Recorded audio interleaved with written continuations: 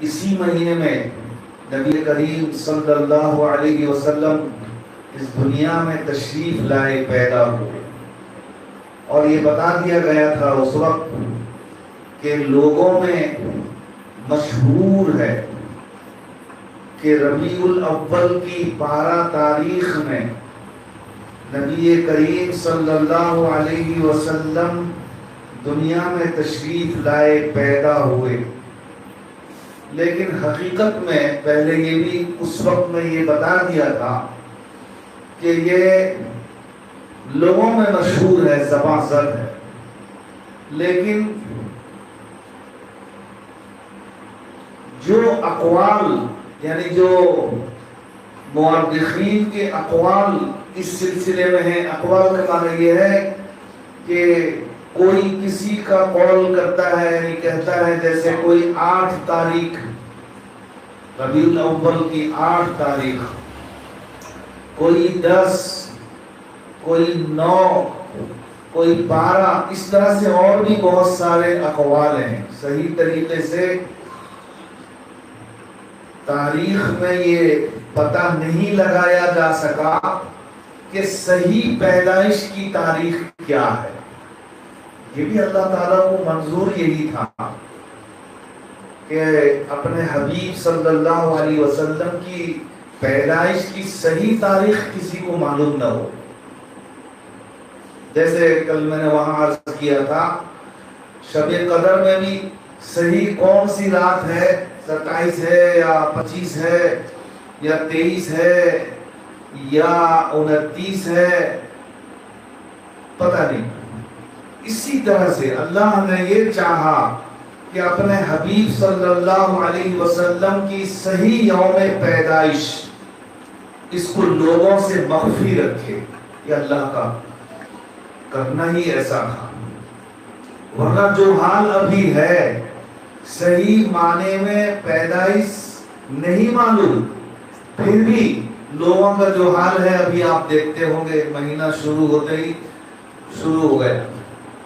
اگر آپ اندازہ لگائیے، اگر پتہ چل جاتا، حقیقت میں اللہ تعالیٰ کو یہ منظور ہوتا کہ یوم پیدائش کیا ہے وہ لوگوں کو بتا دیا جائے، پھر تو اس دن کیا جو ہوتا خدا جانے۔ ابھی دیکھیے 12 ربیع الاول کو یہاں جلوس پہلے نہیں ہو رہا تھا، لیکن اب بھی ہونے لگا نونہار میں، وہاں ایک مزار ہے دائیں طرف، آپ دیکھیں گے 12 ربیع الاول کو ہر پگڑی سب باندھ کے وہ لوگ پتہ نہیں جلوس لے کے آتے ہیں۔ پہلے ایسا نہیں ہو رہا تھا، کئی سال سے ہو رہا ہے۔ میں نے ان سے بھی کہا، مولانا اشرف صاحب سے، ارے آپ کا مدرسہ یہاں قریب ہے، کیا انتظام کرتا ہے؟ نونہار والے تو آپ ہی کے آدمی ہیں، ہمارے ہی آدمی ہیں، پھر وہ لوگ کہاں سے بھڑاٹیا لے کے آتے ہیں، سب آتے ہیں، کہاں سے سب ناندر سے اندر سے سب آتے ہیں، اسی دن آ کر کے یہاں پر جلوس نکالتے ہیں۔ ورنہ ہمارے یہاں کوئی جلوس کا سسٹم نہیں ہے، ہر پگڑی باندھ کر کے گھومنا۔ یہ حال ہے جبکہ صحیح معنی میں 12 ہے کہ نہیں یہ بھی شک ہے۔ میں نے ایسے ابھی شروع میں کہا 9 تاریخ یا 8 تاریخ، بلکہ ان دونوں تاریخ میں 8 تاریخ جو ہے اس کا زیادہ پاسبل ہے، وہ بھی یقین نہیں ہے، زیادہ امکان ہے، زیادہ پاسبل ہے کہ 8 تاریخ ہو، ربیع الاول کی 8 تاریخ جو ہے وہ حضور صلی اللہ علیہ وسلم کی پیدائش کا دن ہے۔ یقینی نہیں، مگر اندھے میں کالا راجا جیسے بولتے ہیں، اور بھی ہیں، کوئی 9 بولتا ہے، کوئی 10، کوئی 11، 12 مشہور اور بھی زیادہ اقوال ہیں۔ تو یہ حال ہے لوگوں کا، مسلمانوں کا جو نام نہاد مسلمان ہیں، ان سے پوچھا جائے کہ یہ جو جشن مناتے ہو تم، عید میلاد النبی، عید اسلام میں 2 ہی ہے، عید الفطر اور عید الاضحیٰ۔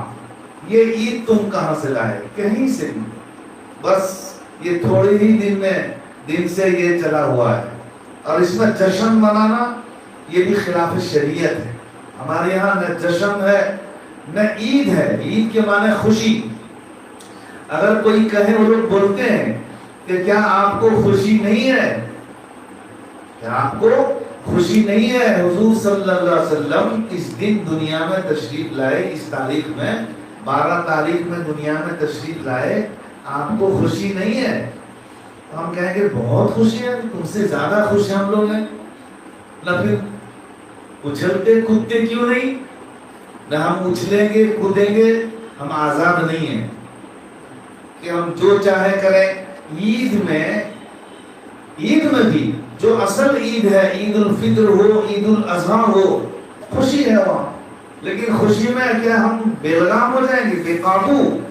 شریعت نے جن جن چیزوں پر پابندی لگائی ہے, کوئی چیز کی پابندی لگانے کے ساتھ ساتھ ہم خوشی منائیں گے.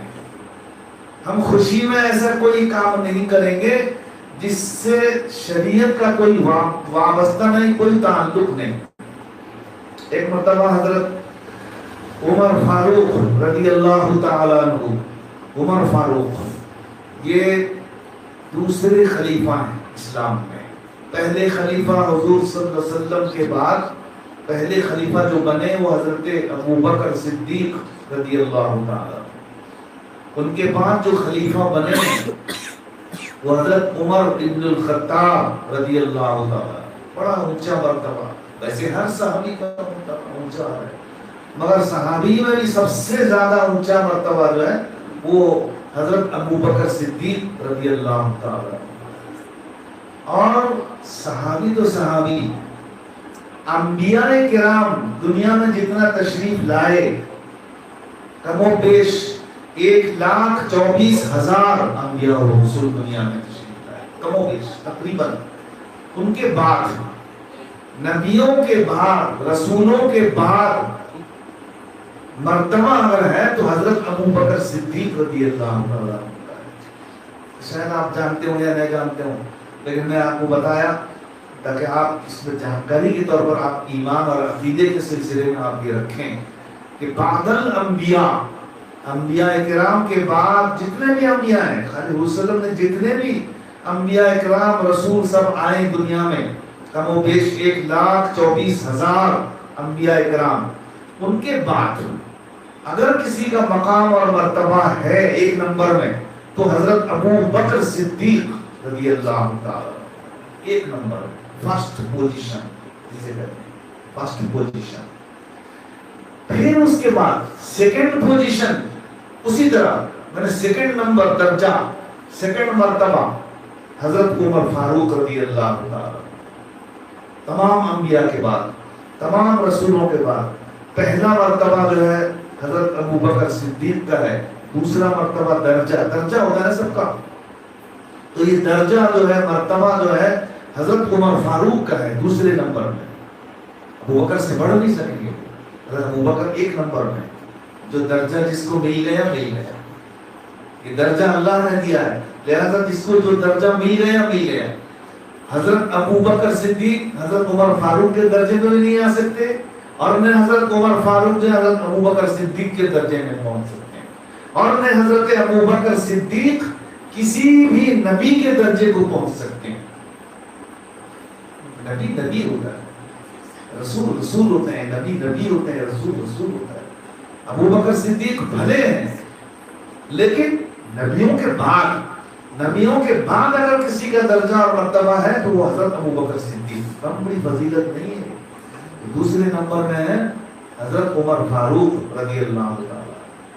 تیسرے نمبر میں تھرڈ پوزیشن, تیسرے نمبر میں حضرت عثمان غنی رضی اللہ تعالیٰ, حضرت عثمان ابن عفان رضی اللہ تعالیٰ.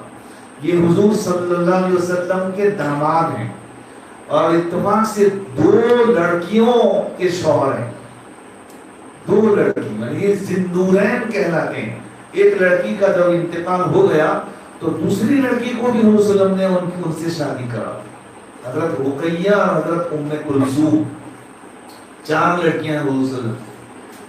بڑی جو ہے حضرت زینب رضی اللہ تعالیٰ عنہ, رقیہ ام کلثوم 2-3, پھر اس کے بعد چوتھے نمبر میں اور سب سے آخری لڑکی چھوٹی بیٹی وہ حضرت فاطمہ الزہرا رضی اللہ تعالیٰ, سب سے چھوٹی بیٹی. اور چھوٹی اولاد سے سب کو محبت زیادہ ہوتی ہے. ماں باپ کو جو ہے چھوٹی اولاد سے زیادہ محبت ہوتی ہے. تو بڑی اولاد جو ہے نا حرص اور دشمنی رکھتی ہیں کہ میرے ماں باپ سب کو یکساں دیکھنا چاہیے. ہمارے ماں باپ کیا کرتے ہیں, چھوٹی بیٹی چھوٹے بیٹے کو بہت چاہتے ہیں اور سب انہیں کو دے دیتے ہیں. جو لے کے آتے ہیں تب انہیں کو دے دیتے ہیں, ٹینشن لے کے آتے ہیں تو سب دے دیتے ہیں. خیر یہ چیز بات کی بات ہے. تو حضرت فاطمہ الزہرا رضی اللہ تعالیٰ عنہ سب سے چھوٹی لڑکی, چھوٹی بیٹی, اور سب سے زیادہ چہیتی اور لاڈلی, چہیتی اور لاڈلی بیٹی جو ہے حضور صلی اللہ علیہ وسلم کی, وہ ہے حضرت فاطمہ. حضرت فاطمہ الزہرا رضی اللہ تعالیٰ عنہ کے سلسلے میں حضور صلی اللہ علیہ وسلم نے فرمایا ہے, حدیث میں ہے کہ فاطمہ تو بضعۃ منی, فاطمہ میرے دل کا ٹکڑا ہے, میرے جگر کا ٹکڑا ہے فاطمہ, اور جس نے فاطمہ کو ستایا اس نے مجھے ستایا. فاطمہ تو بضعۃ منی, فاطمہ میرے جگر اور میرے دل کی ٹکڑا ہے, ٹکڑی حصہ ہے. جس نے ان کو تکلیف پہنچایا وہ مجھے تکلیف پہنچایا. اسی سے سمجھیے آپ کتنی محبت. ماں باپ کو جس سے محبت رہتی ہے وہ اگر بولتے ہیں دنیا میں اسی طرح سے کہ دیکھو ان کو جو تکلیف پہنچا وہ مجھے تکلیف پہنچا, مجھ کو اس سے بڑی محبت ہے. اسی طرح سے حضور صلی اللہ علیہ وسلم نے بھی فرمایا. تو حضرت ام کلثوم اور حضرت رقیہ ان دونوں سے شادی ہوئی حضرت عثمان غنی رضی اللہ تعالیٰ. اس لیے ان کو عثمان ذی النورین کہا جاتا ہے. ذی النورین کا معنی یہ ہے کہ دو نور والے. حضور صلی اللہ علیہ وسلم کی بیٹی نور, نور ہی نور, مگر وہ والا نور نہیں بریلی والا. تو یہ نور ایک بیٹی, دوسری بیٹی نور, ذی النورین, دو نور والی. کوئی اور ایسے داماد نہیں ہے. حضور صلی اللہ علیہ وسلم, حضرت علی بھی داماد ہیں, حضرت علی رضی اللہ تعالیٰ عنہ بھی داماد ہیں, چھوٹے چھوٹے داماد, مگر وہ ایک ہی لڑکی کو شادی ہوئے ہیں, حضرت فاطمہ الزہرا رضی اللہ تعالیٰ. تو حضرت عثمان رضی اللہ تعالیٰ عنہ جو ہے نا یہ تیسرے نمبر میں ہے درجے میں, مرتبے, تھرڈ پوزیشن. حضرت عثمان رضی اللہ تعالیٰ عنہ حضرت عمر فاروق کے درجے تک نہیں پہنچ سکتے, اور نہ حضرت ابو بکر صدیق کے درجے تک پہنچ سکتے ہیں. ان کا مرتبہ تیسرا نمبر ہے. مگر یہ تیسرے مرتبے کو ہم ہلکا نہ سمجھیں, ہم ہلکا نہ سمجھیں, کہ بہت بڑے مرتبے پر ہیں. تیسرا مرتبہ مطلب یہ ہے کہ انبیاء کرام کے بعد جیسے حضرت صدیق اکبر پہلے نمبر میں, ویسے ہی انبیاء کرام کے بعد دوسرے نمبر میں عمر فاروق. ہم بڑی بات ہے. کتنے لوگ دنیا میں تشریف لائے, جب سے آئے, جب سے دنیا بنی, آدم علیہ السلام تب سے لے کر کے ابھی ہیں, پھر دنیا کب تک رہے گی کسی کو پتہ نہیں. کتنے لوگ آئیں گے, کتنے آ چکے, کتنے ابھی ہیں, پھر کتنے اور بھی آئیں گے. وہ آنے والوں میں بھی سب سے زیادہ فضیلت جو ہے حضرت ابو بکر صدیق کو, یعنی کوئی پیدا بھی نہیں ہوا. ایسا ہو سکتا ہے نا کہ حضرت ابو بکر صدیق جو ہے ابھی جتنے لوگ ہیں, یا اس زمانے میں جتنے لوگ تھے, یا اس زمانے تک جتنے لوگ چلے گئے آ کے, یہ سب میں جو ہے بڑھے ہوئے ہیں. لیکن اب جو آنے والے ہیں لوگ ان میں بڑھے ہوئے نہیں ہیں. ایسا نہیں ہے, کوئی بھی ان سے بڑا رتبہ والا پیدا ہو نہیں سکے گا. حدیث میں تو کم بڑی بات ہے. جتنے لوگ ہیں دنیا میں ابھی, جتنے لوگ آئے, جتنے آئیں گے, سب سے زیادہ فضیلت انبیاء کے بعد حضرت ابو بکر صدیق. کتنا بڑا مرتبہ آپ کا دیکھیے. اور دوسرے نمبر میں حضرت عمر فاروق, تیسرے نمبر میں حضرت عثمان, چوتھے نمبر میں حضرت علی. اندازی بولے نا, جانتے تھے ماشاء اللہ. حضرت علی مرتضیٰ رضی اللہ تعالیٰ چوتھے نمبر میں, چوتھے نمبر میں. اس کے بعد جو ہے ترتیب اور نہیں رہی. اس کے بعد پھر جو جیسا مرتبہ, لیکن کوئی ان سے اور نہیں بڑھ سکے. First, second, third, fourth. اب صحابہ کرام بھی ہیں نا, ان کے علاوہ صرف اتنے صحابی ہیں, 4 صحابی, بہت سارے صحابی. اس طرح صحابی کا مرتبہ اس زمانے میں جو بچے صحابی بیٹھے ہوئے ہیں, جو حضور کو دیکھے تھے, بچے صحابی, ان کا مرتبہ بھی بہت بڑا ہے. यूं समझिए कि इस जमाने में या उनके बाद जो बड़े बड़े गौस कुतुब अब्दाल सब आए ना दुनिया में, बड़े बड़े मौलाना सब आए, मगर उनका मतलब है ये बच्चे बच्चे सहाबिया सहाबियात को नहीं पहुंच सकते। क्यों? इसलिए कि वो सहाबिया हैं। अरे बच्चे होने से क्या हो गया? रसूलों को वो देखें आंखों से, जिन्होंने देखा है और उसी ईमान की हालत में रहे, ये भी जरूरी है। खाली देख लेने से काम नहीं चलेगा, ईमान की हालत में आखिर तक रहना हो, यानी मरते दम तक मुसलमान हो। वरना ऐसे भी तो बहुत सारे आदमी देख लिए तो ईमान से फिर गए, मुर्तद हो गए, देख लिए मुसलमान हो गए, लेकिन बीच में क्या उनका बिगड़ा, फिर इस्लाम से फिर गए, बहुत सारे ऐसे। तो उनको थोड़ी सहाबी कहा जाएगा, सहाबी नहीं कहा जाएगा उनको। सहाबी उन्हीं को कहा जाएगा कि जिन्होंने देखा। अच्छा, देखना भी कोई जरूरी नहीं है।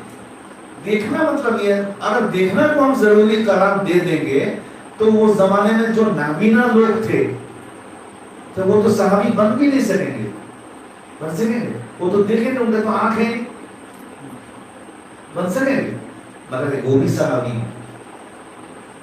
वो फिर कैसे सहाबी बने?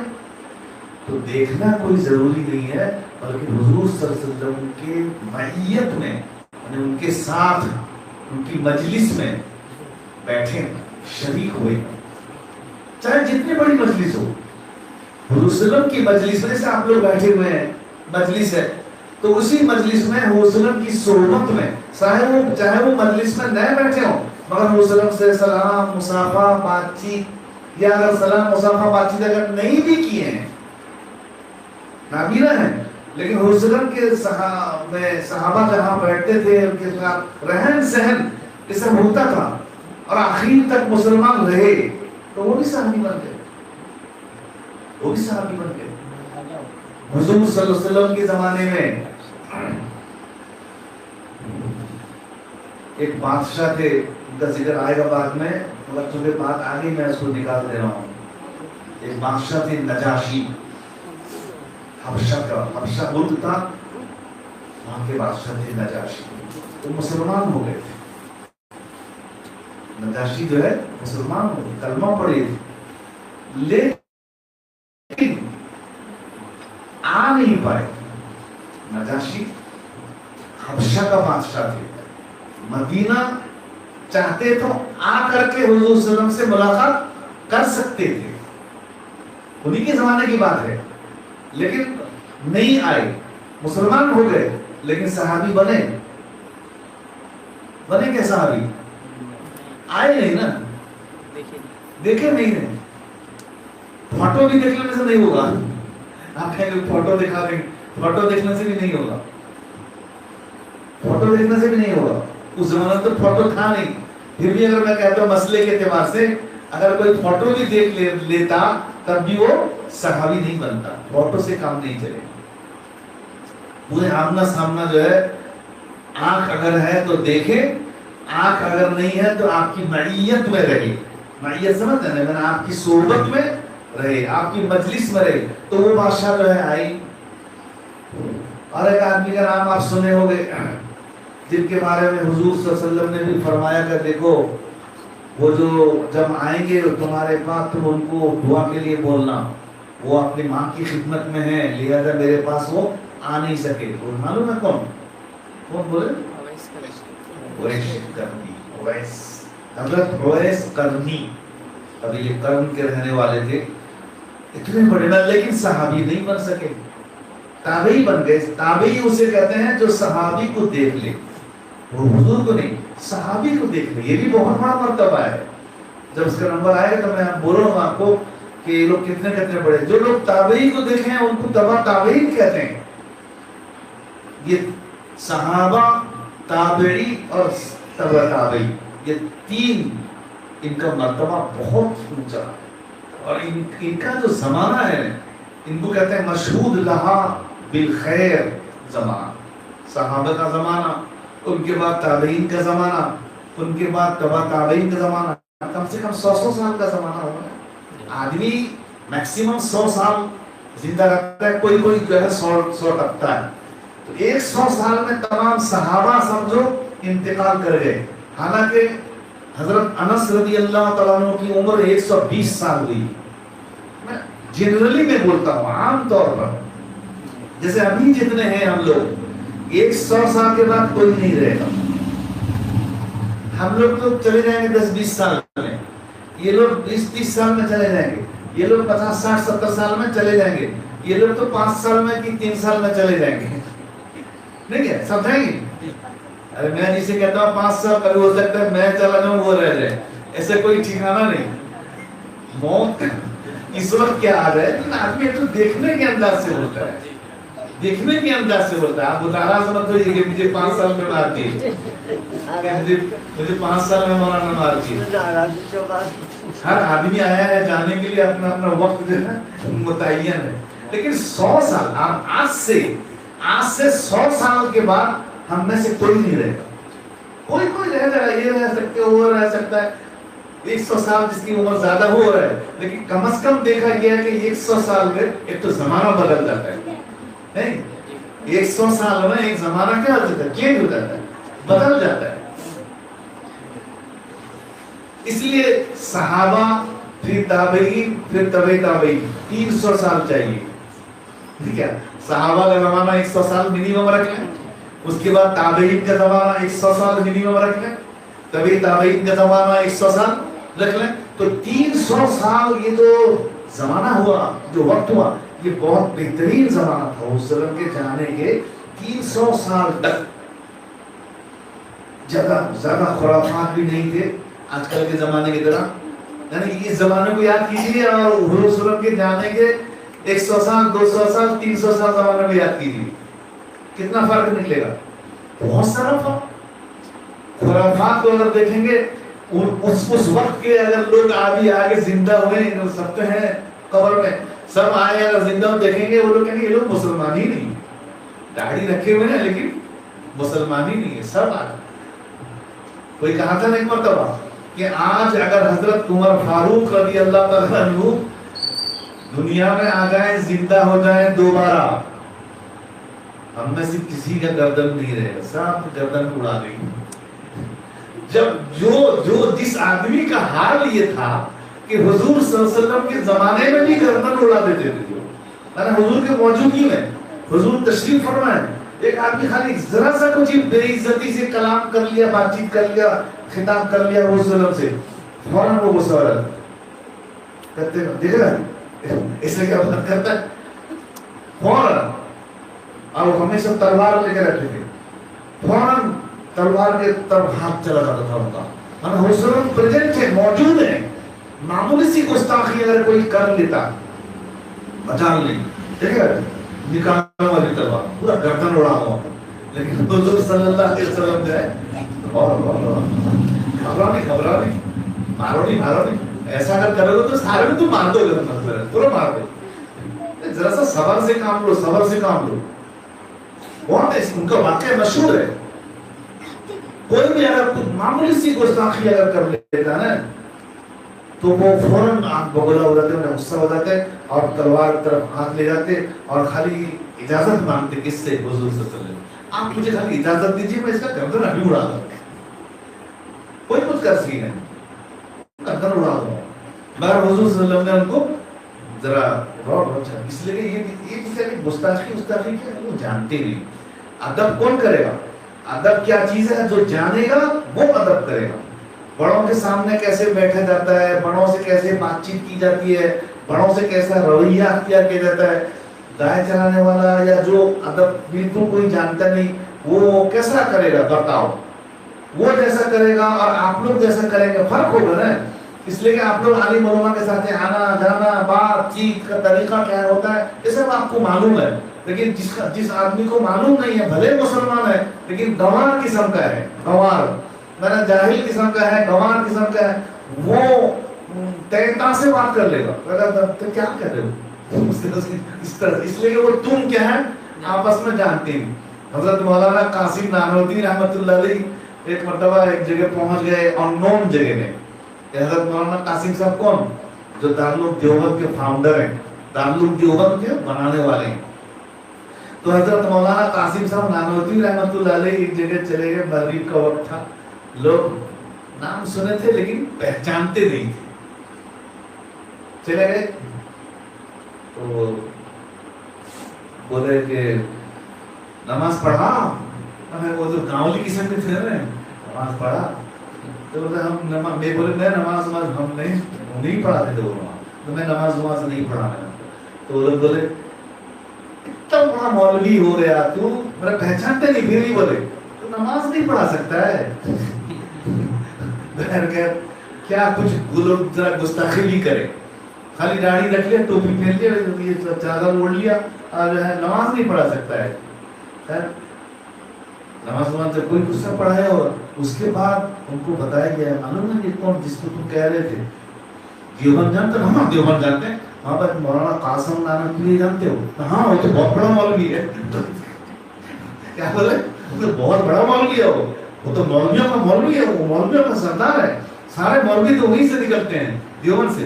वो वही थे वो, हाँ वही थे, हाँ हमने उनको ऐसा कहा वैसा कहा, चलो चलो वो कहाँ निकल गए थे, फिर गए माफी मांगे, बोले हजरत हम आपको पहचानते नहीं थे, आप मौलाना कासिम नानकवी थे, हम पहचानते नहीं थे, माफ कर दीजिए माफ कर दीजिए। मौलाना क्या बोले, गुस्सा हुए?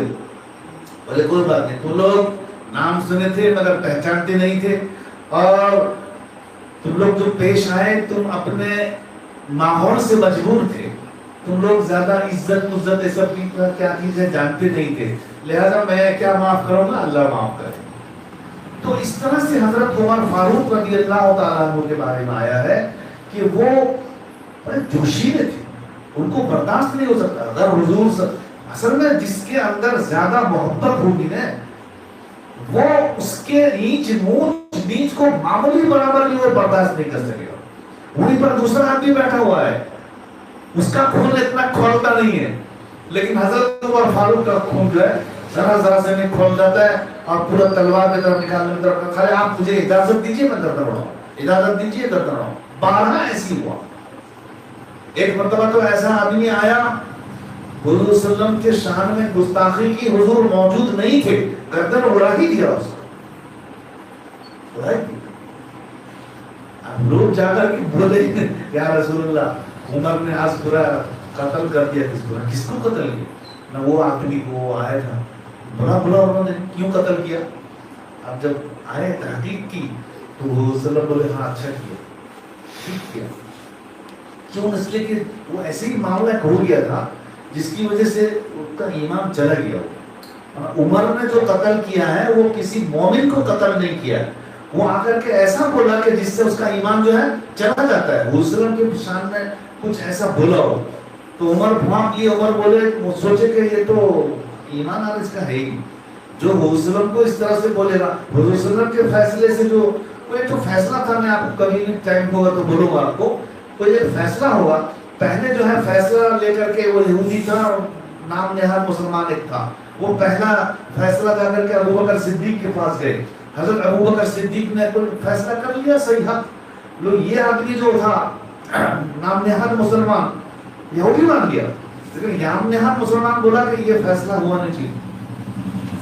अबू बकर सिद्दीक ने जो फैसला किया वो फैसला नहीं हुआ, तुम चलो उमर फारूक के पास। ये मुसलमान सोच के लेके गया कि उमर जो है हमारा सपोर्ट करेंगे, यहूदी को मार देंगे, लेकिन हुआ उल्टा। क्या हुआ? उल्टा पूरा। हजरत उमर फारूक के पास जब ये लोग गए, मुसलमान बोला कि इस तरह से हमारा क्या फैसला था, क्या हुआ, मैं बाद में बोलूंगा, लेकिन वो खाली इतने ही बोल दिया, यहूदी इतने ही बोल दिया कि मैं आपको सिर्फ इतने ही बोलता हूँ, हम लोग अभी हजरत अबू बकर सिद्दीक के रोग से पास से होकर के आए हैं। हाँ, उसके पहले हुजूर के पास से होकर आ गए, हुजूर के फैसले को कबूल नहीं किया। कौन? ये नाम नेहाद मुसलमान था, यहूदी कबूल कर लिया। तो वो मुसलमान बोला कि आप जो फैसला करेंगे छोड़िए, पहले एक बात सुन लीजिए, हम लोग 2 आदमी से होके आ रहे हैं। क्या बोला वो? बोला कि हम लोग 2 आदमी के हो से आ रहे हैं, हम लोग तो आपके जो रसूल हैं मोहम्मद सल्लल्लाहु अलैहि वसल्लम, हम पहले उनके पास गए, वो फैसला करें। ये फिर बोला कि नहीं, हुआ नहीं फैसला ठीक, हुजूर का फैसला ठीक हुआ नहीं, लिहाजा ये चलो अबू बकर सिद्दीक के पास। ابو بکر صدیق کے پاس گئے, وہ فیصلہ کرے وہی جو حضور کیے. پھر اس کو جو ہے تشفی ہوئی نہیں, سیٹسفائیڈ ہوا نہیں, پھر لے کے آیا آپ کے پاس. بس میں اتنے ہی بولتا ہوں, میں آپ کچھ بولوں گا, کیا فیصلہ ہو سکتا ہے آپ جو کریں میں مان لوں گا. کہا کہ ابھی میں فیصلہ کر دیتا ہوں, ابھی میں فیصلہ کروں. خبر گئے اندر, ابھی سنتے تھے نا, اندر گئے گھر کے اندر, تلوار لے کے آئے, ایک دم گردن اڑائے. پہلے گردن اڑانے کے بعد بولے جو آدمی اللہ کے رسول صلی اللہ علیہ وسلم کے فیصلے سے راضی نہیں ہوا اس کا فیصلہ یہی ہے, یہی ہے.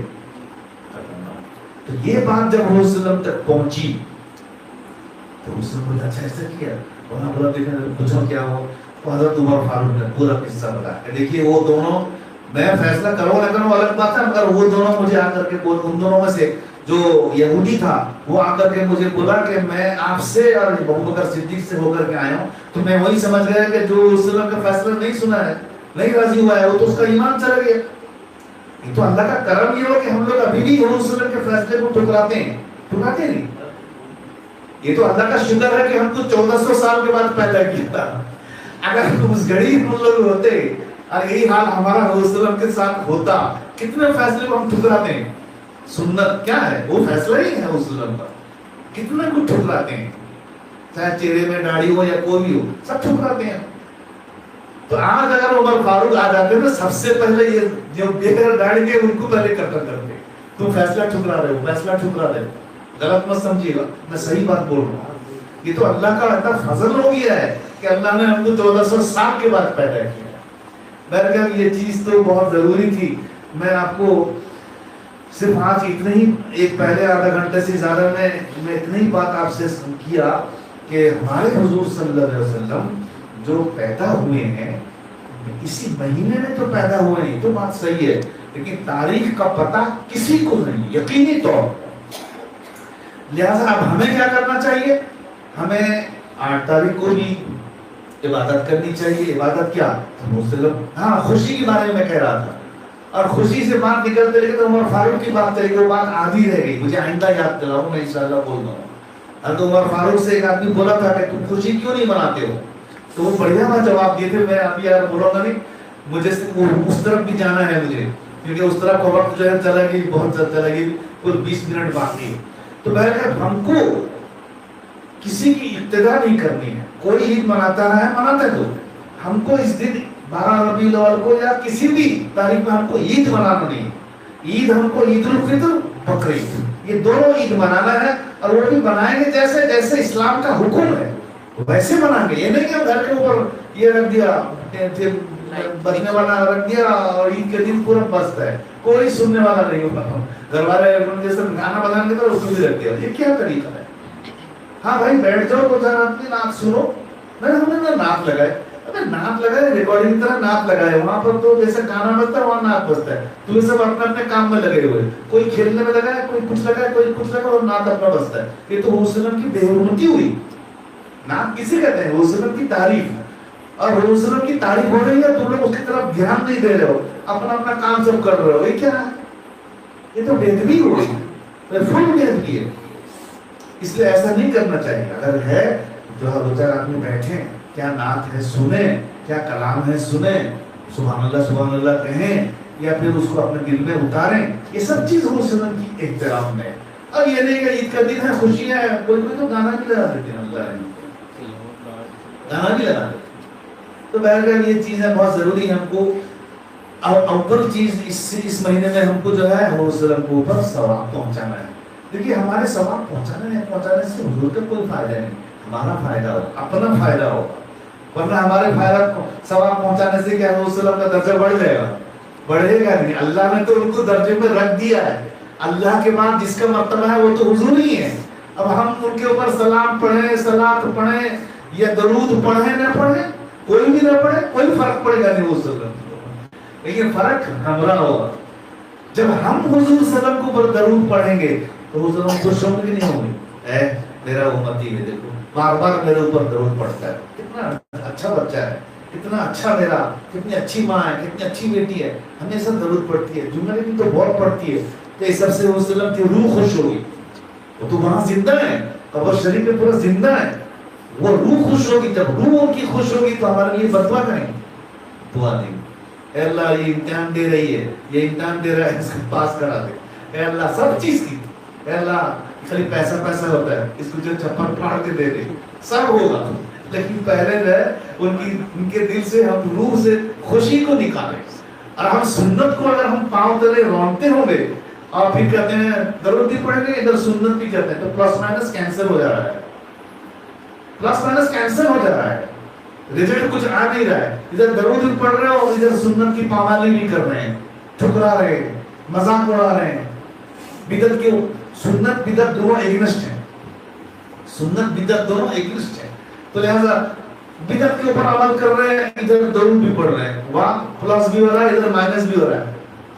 تو انگلش میں میتھمیٹکس کا قاعدہ ہے کہ plus minus cancel, plus minus cancel, plus جہاں گیا اسی میں پھر مائنس کیا گیا، ایک بھی رہا 5 + 5 - 5 کاٹ دیں، اوپر نیچے اگر رہے گا تو کٹ گیا. جو میتھمیٹکس جانتے ہیں وہ جانتے ہیں اس کو.